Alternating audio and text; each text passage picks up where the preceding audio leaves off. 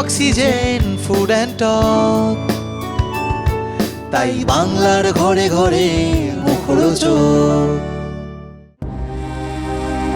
টলিপাড়ায় এখন সবচেয়ে চর্চিত বিষয় রণজয় বিষ্ণু ও শ্যামপ্তি মুদলির সম্পর্কে কি সত্যিই ভাঙন ধরেছে?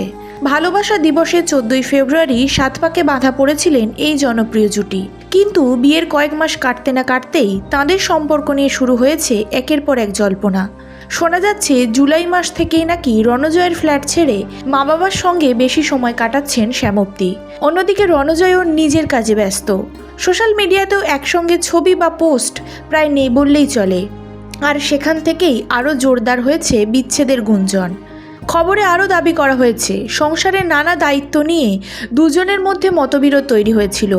বিশেষ করে সংসারের বেশিরভাগ দায়িত্ব শ্যামপ্তিকেই সামলাতে হচ্ছিল বলেই সমস্যার শুরু। এরই মধ্যে নতুন করে আলোচনায় আসে রণজয়ের নতুন ধারাবাহিক প্রতিজ্ঞা। গুঞ্জন ছড়ায় এই ধারাবাহিকের সহ অভিনেত্রী অভিকা মালাকারের সঙ্গেই রণজয়ের ঘনিষ্ঠতা নিয়ে নানা কথা শোনা যাচ্ছে। এমনকি সোশ্যাল মিডিয়ায় অভিকার পোস্টে রণজয়ের নিয়মিত মন্তব্য অনেকের নজরে রয়েছে।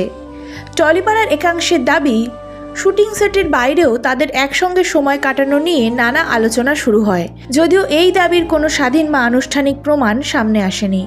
এই সমস্ত গুঞ্জনের প্রভাব নাকি রণজয় শ্যামপ্তির দাম্পত্যেও পড়েছে, তবে এখনও পর্যন্ত রণজয় এই বিষয়ে মুখ খোলেননি।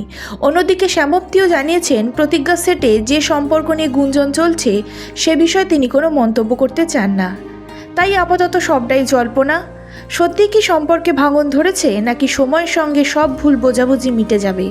সেই উত্তর সময় দেবে।